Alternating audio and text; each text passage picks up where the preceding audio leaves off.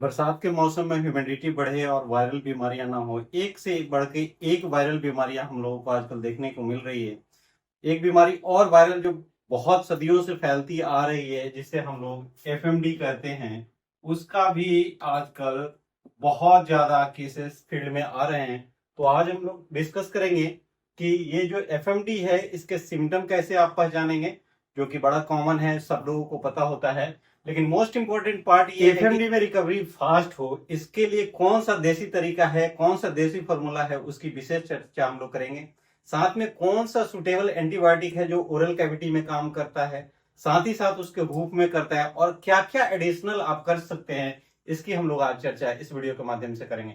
तो जैसा कि आप लोग जानते हैं कि जो एफएमडी है, ये एक वायरल कंटेजियस बीमारी है, और ये एक वायरस जिसे पिकोरना वायरस कहते हैं, उससे ट्रांसमिट होता है।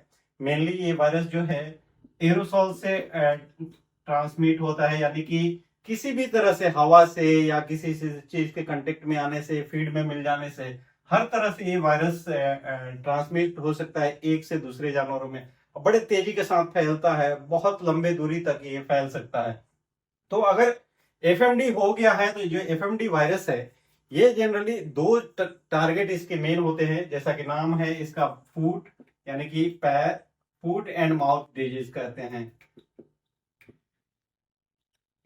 तो फुट एंड माउथ का मतलब हुआ है खुरपका मुंहपका। तो पैर के जो हूप्स होते हैं, जो जो भी क्लोवेन फुटेड एनिमल है, यानी कि जिनकी खुर फटी होती है, दो पार्ट में होता है, उन सबको ये वायरस अफेक्ट करता है। यानी कहने का मतलब, गाय हो, भैंस हो, पिग हो, शीप हो, गोट हो, किसी भी तरह का अगर क्लोवेन फुटेड एनिमल है, तो उसमें ये वायरस इन्फेक्ट कर सकता है। दूसरा जो इसका टारगेट है, वो ओरल कैविटी होती है, यानी कि माउथ होता है। तो ये दो जगह पे लीजन बनाता है। लीजन्स ऐसे बनते हैं कि पहले जो होता है, मुंह में खास करके ब्लिस्टर्स बनते हैं, यानी कि वेसिकल्स बनते हैं। और वेसिकल्स कहाँ कहाँ पे बनेंगे? डेंटल पैड पे बनेंगे, गम्स पे बनेंगे, मजल पे बनेंगे, और साथ ही साथ उसके टंग पे बनते हैं। और कुछ दिनों के बाद वो नेक्रोज होकर के फट जाता है और अल्सर बन जाता है। तो माउथ में बहुत ही सीवियर लीजन बनता है। आप देखेंगे कि जो टंग की ऊपर की लेयर है, वो पूरी की पूरी स्लप हो जाती है। गम जो है वो बिल्कुल ही कट के बाहर, वहां का एक लेयर ही हट जाता है, वहां के एपिथेलियम जो है वो हट जाती है। साथ ही साथ पैरों के बीच में, जो खुरी के बीच में होता है, वहां पे भी वेसिकल्स बनते हैं, ब्लिस्टर्स बनते हैं, बाद में वो फूट जाते हैं, और फिर वो बहुत ही पेनफुल होता है। तो अगर पैर में जो लीजन है, उसके चलते आप देखेंगे तो शुरुआत में आपको लेमनेस आएगा, यानी कि लंगड़ापन देखने को मिलता है। जानवर जो है वो सही से चल नहीं पाता है। दूसरा इसमें फीचर आपको मिलेगा कि जो मुंह वाला जो है, इसमें हाइपर सलाइवेशन होता है, और जो सलाइवा होता है एकदम नीचे तक बहता रहता है, रोपी सलाइवेशन होता है। और जो जानवर है, अपने मुंह को या जीभ को बार बार चलाता है, और चप चप की आवाज आती है, तो उसके टंग में दर्द होता है और बार बार मुंह चलाना चाहता है, जिससे कि पूरे मुंह में जो सलाइवा है वो भरा रहता है, लेकिन उससे चप चप की अगर आवाज आती है, तो ये टिपिकल फीचर है कि उसमें एफएमडी हो गया है। तो अगर एफएमडी जानवर को होगा, तो एक मुंह में लीजन होगा, सलाइवेशन होगा। दूसरा उसके पैरों में लीजन होगा। तीसरा जो पॉइंट है जहां पे कि पोस्ट्यूल्स और ब्लिस्टर्स बनते हैं, वो कैटल के अडर पे बन सकता है, टीट्स पे बन सकता है। तो बहुत सारे आपको कैटल के अडर या टीथ पे भी लीजन्स देखने को मिल सकते हैं। तो तीन पॉइंट है जहां पे आपको लोकेट करना चाहिए अगर आप एफएमडी के लिए सस्पेक्ट कर रहे हैं। तो अगर मान लीजिए कि एफएमडी जानवर को हो गया, और एक इंपॉर्टेंट चीज जो इसमें हाई फीवर बना रहता है, ये फीवर जो है 104 से 105 के बीच में आपको देखने को मिल सकता है। तो फीवर होना, लंगड़ापन होना, मुंह से लार गिराना, साथ ही मुंह में अगर आप देखते हैं तो ढेर सारे अल्सर्स बन जाते हैं, तो वो इंडिकेट करता है कि उस जानवर को एफएमडी हो गया है। अब एफएमडी हो गया है, तो जल्दी से ठीक हो। आप लोग जानते हैं कि एफएमडी जो है, ये जनरली जानलेवा बड़े जानवरों के लिए नहीं होता है। छोटे बच्चे जो 3 महीने से कम के होते हैं, उनके हार्ट में अफेक्ट करता है, और टिग्रॉयड हार्ट या हार्ट के मसल को डैमेज करता है, जिसके चलते हार्ट अटैक के चलते जो छोटे बच्चे होते हैं उनकी मौत हो जाती है। जबकि बड़े जानवरों में हार्ट में ये अफेक्ट नहीं करता है। तो एफएमडी जो है, देखने में तो बहुत सिंपल लग रहा है कि अगर मुंह में लीजन है, लंगड़ापन है, 4-5 दिन का कोर्स है, पूरा हो जाएगा तो ठीक हो जाएगा। लेकिन इसके कंसिक्वेंसेस बहुत बुरे होते हैं। एक तो ये मिल्क यानी कि अडर जो है, उसको डैमेज करता है। उसके जो ग्रंथियां हैं दूध बनाने वाली हैं, उनको डैमेज कर देता है और उसका जो प्रोडक्शन है उसको बिल्कुल ही घटा देता है। यानी कि एक बार अगर एफएमडी हो गया है तो उसका मिल्क प्रोडक्शन घट जाना है और अगले ब्यात में भी प्रोडक्शन डाउन ही रहता है। तो एफएमडी एक तो प्रोडक्शन को घटाता है, साथ ही साथ मेजर प्रॉब्लम इसका ये है, ये जो हम लोग हैं या जो भी कैटल हैं या गाय या भैंसे हैं, ये होम्योथर्मिक होते हैं, यानी कि अपने बॉडी टेम्परेचर को रेगुलेट करते हैं। लेकिन कुछ जानवरों में एफएमडी जब ब्रेन की ग्रंथियों को डैमेज करता है, उसके चलते उनको अपने बॉडी टेम्परेचर को रेगुलेट करने की क्षमता चली जाती है। तो बॉडी टेम्परेचर जब वो रेगुलेट नहीं कर पाएगा, यानी कि उसका बॉडी टेम्परेचर खुद से फिक्स नहीं हो पाएगा, तो जैसे गर्मियां आती हैं, मौसम गर्म होता है, उसका बॉडी टेम्परेचर बढ़ता है और इसको हम लोग पैंटर कहते हैं। और वो जानवर जो होता है वो हाँफना शुरू कर देता है और जैसे जैसे सुबह में आप देखेंगे कि उसका टेम्परेचर डाउन रहेगा, लेकिन जैसे जैसे दोपहर आती है, गर्मियां बढ़ती हैं, उसका बॉडी टेम्परेचर हाई होता जाता है, वो हौंका लेने लगता है, पैंटिंग करने लगता है, मुंह खोल के सांस लेता है, हाइपर सलाइवेट करता है। फिर अगर आप पानी या कुछ डालते हैं तो उसमें रिलीफ मिलता है। तमाम तरह के आप इलाज कराते हैं फिर भी वो मैनेज नहीं होता है। तो ये जो प्रॉब्लम है वो एफएमडी की सिक्विल है, यानी कि उसके कॉन्सिक्वेंसेस हैं। तो या तो वो तो एक तो प्रोडक्शन डाउन कर देगा या वो उसे पैंटर बना देगा। तीसरा एक किसी को पहले भी एफएमडी हुआ है, ये कैसे पता करना है? अगर आप देखेंगे तो वो हाइपर ट्राइकोसिस करता है। ये जो एफएमडी वायरस है ये ऐसा कर देता है कि जानवर के कान पे या उसके पीठ पे आप देखेंगे तो उसके जो बाल हैं वो बड़े बड़े लंबे लंबे हो जाते हैं। तो उससे आइडिया आ जाता है, अगर किसी जानवर के कान पे बहुत बड़े बड़े बाल हैं या उसके गर्दन पे बहुत बड़े बड़े बाल हैं या उसके पीठ पे बहुत बड़े बड़े बाल हैं और वो हीट स्ट्रेस में है, यानी कि रोज उसकी बॉडी टेम्परेचर बढ़ती है, तो आपको उसको मान लेना चाहिए कि वो पैंटर है और एफएमडी का वो सिक्विल है। तो इस पे हम लोग कभी और चर्चा करेंगे कि एफएमडी का जो सिक्विल पैंटर जब जानवर हो जाता है तो उसको कैसे मैनेज करना है। लेकिन अगर एफएमडी हो गया है तो प्रोडक्शन को रिगेन कराने के लिए, साथ ही साथ उसको हील कराने के लिए क्या करना है? पहले से अभी तक जो चलता आ रहा है, दो दवाओं का इस्तेमाल आप लोग भी जानते हैं। एक है KMNO4 यानी कि पोटेशियम परमैंगनेट जिसे कहते हैं। KMNO4 का मतलब पोटेशियम परमैंगनेट यानी लाल दवा जिसे आप लोग कहते हैं। क्या कहते हैं? लाल दवा। तो लाल दवा जो आती है पोटेशियम परमैंगनेट, तो इसको आप उसके पैर को धुलने में और या उसके मुंह को भी धुलने में इस्तेमाल में ले सकते हैं। इससे वायरस जो है वो डिस्ट्रॉय होता है, सैनिटाइज होता है। लाल दवा कितना लेना है ये आप लोगों को जान लेना चाहिए। इसका जो सॉल्यूशन बनाया जाता है, पानी में बनाना है आपको, 1% सॉल्यूशन बनाना है। 1% पोटेशियम परमैंगनेट का इस्तेमाल आप पैर को साफ करने के लिए या पैर की धुलाई करने के लिए या मुंह के लीजन को धुलाई करने के लिए इस्तेमाल में ले सकते हैं। 1% का मतलब क्या होता है? सिंपल सा फंडा है। 1% का मतलब होता है 1 ग्राम इन 100 ml ऑफ वाटर, यानी कि एक 100 ml वाटर लेते हैं तो उसमें 1 ग्राम आपको डालना है। 500 ml अगर वाटर लेते हैं तो उसमें 5 ग्राम आपको डालना है, तो वो 1% सोल्यूशन बन जाएगा।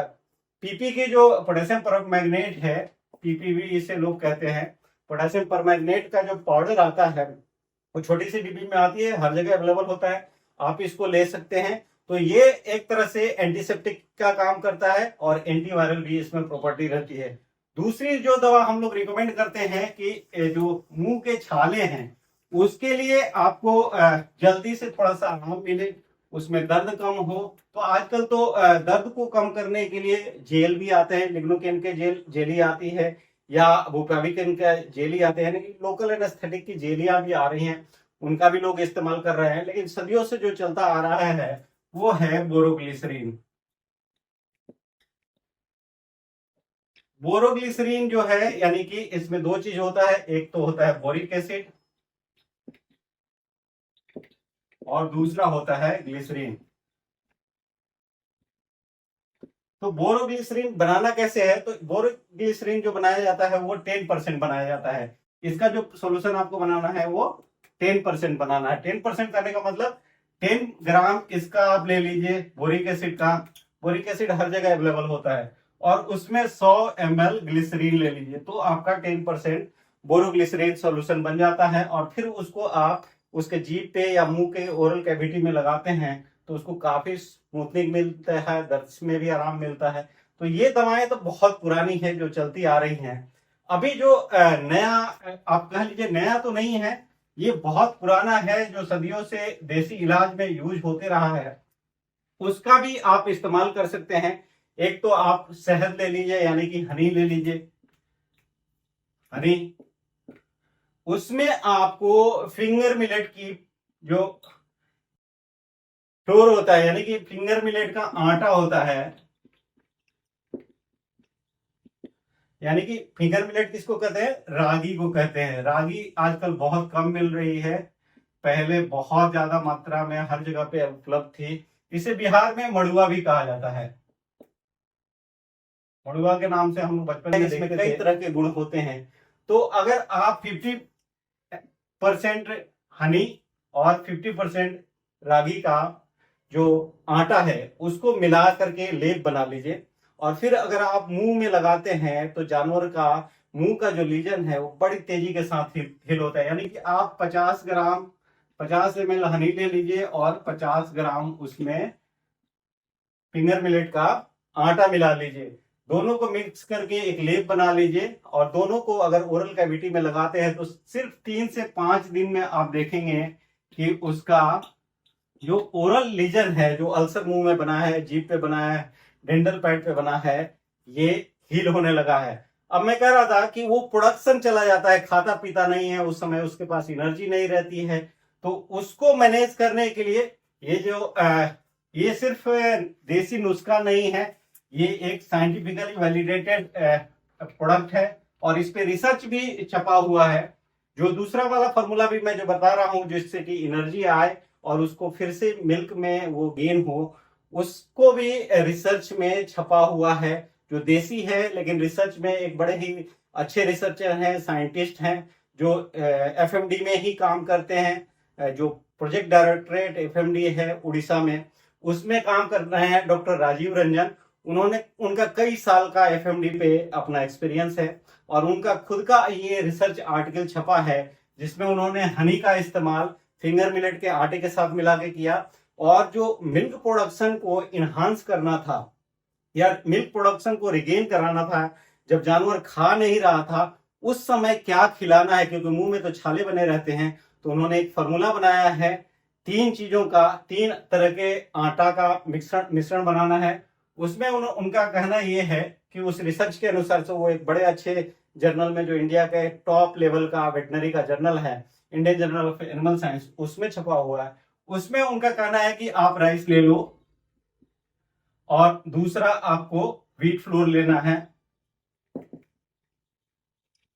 और तीसरा आपको फिंगर मिलेट लेना है। फिंगर मिलेट का आटा, व्हीट, गेहूं का आटा, यानी कि गेहूं का आटा 200 ग्राम लीजिए, राइस उसमें 200 ग्राम लीजिए, और जो फिंगर मिलेट यानी कि मड़ुआ रागी का आटा जो है ये भी 200 ग्राम लीजिए, यानी कि 200 ग्राम तीनों का मिश्रण लेना है। राइस में आप चाहें तो आप टूटा हुआ चावल भी ले सकते हैं या साबुत चावल भी ले लीजिए। इन तीनों को मिक्स करना है और इन तीनों का 10%, 10%, यानी कि ये 600 ग्राम हो गया, तीनों को अगर 600 ग्राम कहें तो इसका 10% कितना हुआ, 60 ग्राम, यानी कि 10 से 15% तक आप उसमें गुड़ मिलाएंगे, यानी कि जागरी मिलाएंगे।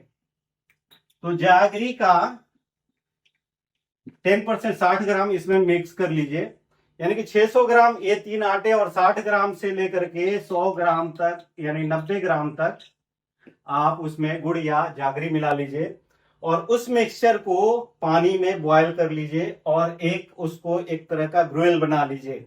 तो इतना ज्यादा पानी डालना है कि वो उसमें तब तक उबालना है जब तक कि राइस पूरी तरह से पक न जाए। जब पक जाता है तो ये 600 ग्राम और जो गुड़ का मिश्रण है, इन तीनों को ऐसा बनाना है कि वो सक करके उसे पी पाए, चबाने और खाने की जरूरत ना पड़े, यानी कि काफी वो वाटरी होना चाहिए जिसको कि पानी की तरह वो सक करके पी ले। वो खिलाएंगे तो वो खा नहीं पाएगी क्योंकि मुंह नहीं चला पाती है।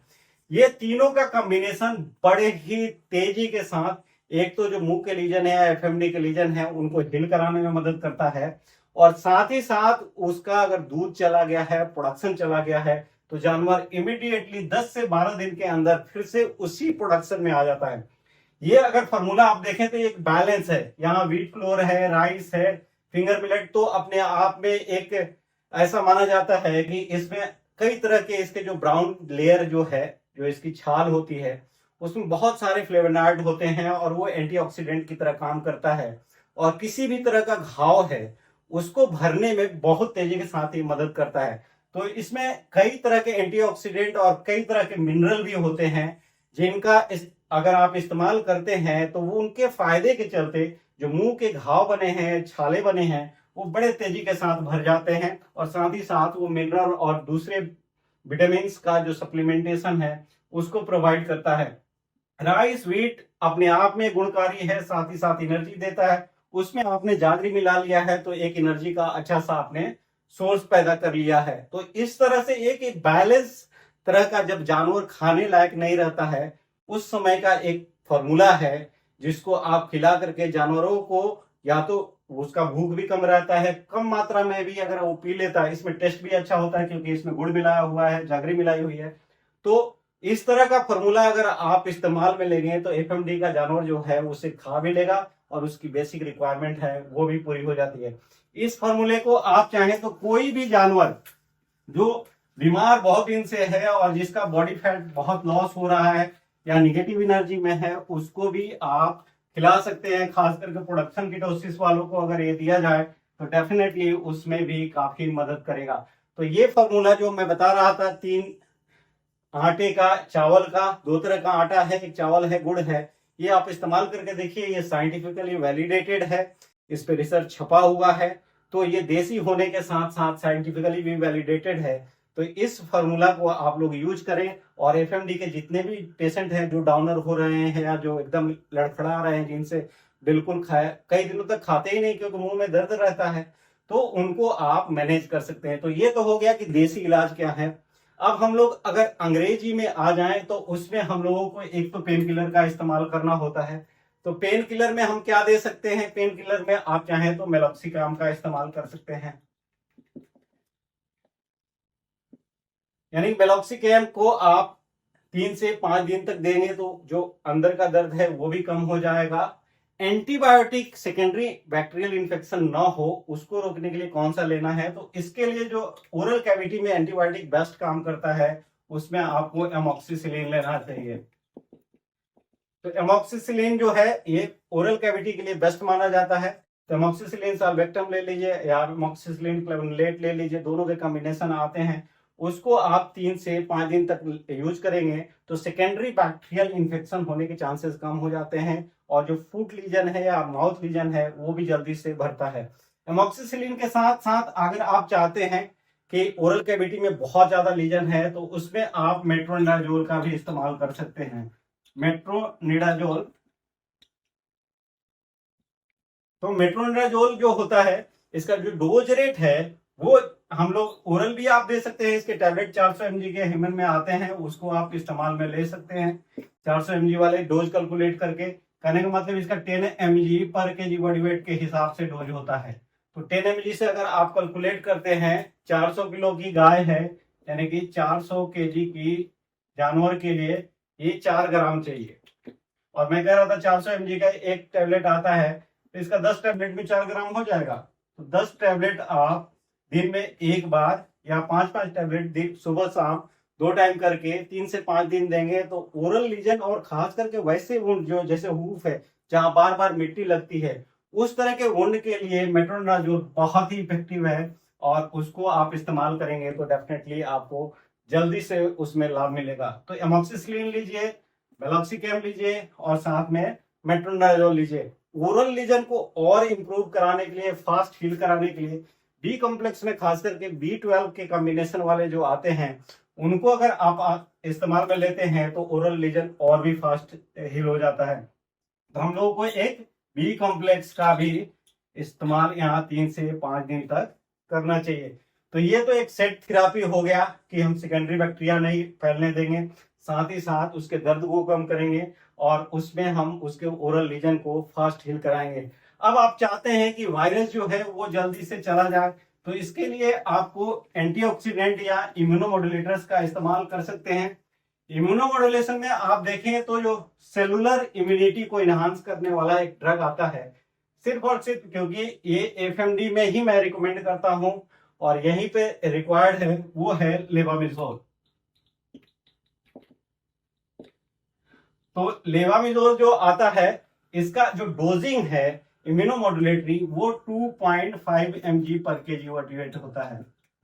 ये आप ध्यान रखेंगे। जो एंटीपैरासिटिक डोज होता है वो 7.5 mg पे लिया जाता है, जबकि अगर आप इम्यूनोमोडुलेटरी डोज लेना चाहते हैं तो लोअर डोज लेते हैं 2.5 mg पर kg/वेट से, और इसको भी एक शॉट ही लगाना होता है सबक्यूटेनियस रूट से। अगर आप लगाते हैं तो ये सेलुलर इम्यूनिटी को एनहांस करता है, जिससे कि सेलुलर इम्यूनिटी की बात करें यानी कि टी सेल के एक्टिवेशन में हेल्प करता है, और डिफरेंट टाइप के जो इंटरफेरॉन्स हैं वो रिलीज होना शुरू हो जाते हैं और वो एंटीवायरल की तरह काम करते हैं, और वहां पे आपको लाभ देखने को मिल सकता है। वायरस वहां से क्लीन आउट हो सकता है और एनिमल में रिकवरी आपको जल्दी देखने को मिलेगी। लेकिन एफएमडी वायरस जो है बहुत ज्यादा दिन तक अपने लीजन में नहीं रहता है।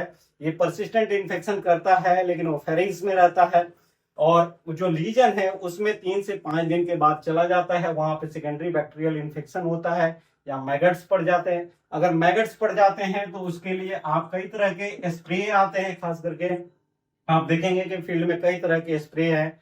कुछ लोग सेट्रीमाइड वाला स्प्रे जो है उसको आप यूज करेंगे तो मैगट्स को आप रिमूव कर सकते हैं। आप चाहें तो टर्पेंटाइन ऑयल का भी इस्तेमाल कर सकते हैं अगर मैगट पड़ गए हैं तो उनको हटाने के लिए, फिर उसको बैंडेजिंग कर दीजिए, या एक्रीफ्लेविन के जो ऑइंटमेंट आते हैं उनको यूज कीजिए, या जो वैसे ऑइंटमेंट मलहम आते हैं जो कि मक्खियों को रिपेल करते हैं, जिसके चलते मक्खियां वहां नहीं बढ़ती हैं, तो उनका इस्तेमाल करेंगे तो मैगट भी नहीं पड़ेंगे और साथ ही साथ ऊन भी फास्ट हील होगा। तो एक आप तो लेवामिसोल का यहाँ पे इस्तेमाल कर सकते हैं।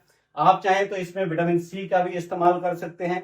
विटामिन सी गम के हेल्थ को मेंटेन करता है, और डेफिनेटली हालांकि जानवर जो है वो विटामिन सी बना लेते हैं, लेकिन जब वो खा ही नहीं रहा है, उसका डाइजेशन ही नहीं है, तो उसके पास ग्लूकोज उस तरह का होगा नहीं, तो वो विटामिन सी भी नहीं बनाएगा। तो आप एक्सटर्नली विटामिन सी का यहाँ पे सप्लीमेंटेशन करके उसको एंटीऑक्सीडेंट की तरह काम में ले सकते हैं। एक और विटामिन है जो एपिथेलियम को मेंटेन करने में आता है, वो होता है विटामिन ए। तो विटामिन ए का भी प्रिपरेशन आप इस्तेमाल में ले सकते हैं एफएमडी के केसेस में।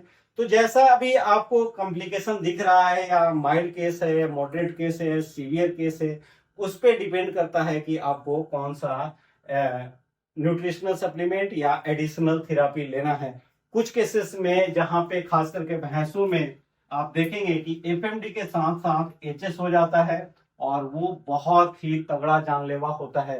तो अगर एचएस हो जाता है तो एचएस के लिए जो ट्रीटमेंट देना है, रेस्पिरेटरी ट्रैक में जो एंटीबायोटिक करती है, हमने उस पर वीडियो बनाया है, उस पर आप उनको लेंगे और एचएस का मैनेजमेंट आपको करना होगा, साथ ही साथ एफएमडी का करना होगा, तब जाके आप एफएमडी के जो केसेस हैं वो सॉल्व कर पाएंगे। तो मुझे लगता है कि मैंने यहाँ पे एक जो देसी नुस्खा बताया है, एक हनी के साथ फिंगर मिलेट के आटे को मिला करके, दूसरा फिंगर मिलेट चावल और गेहूं के आटे को मिला करके उसमें गुड़ डाल करके जो ग्रुएल बनाना है, पीने लायक बनाना है, वो एनर्जी का भी सोर्स होगा, साथ ही साथ हीलिंग में मदद करेगा।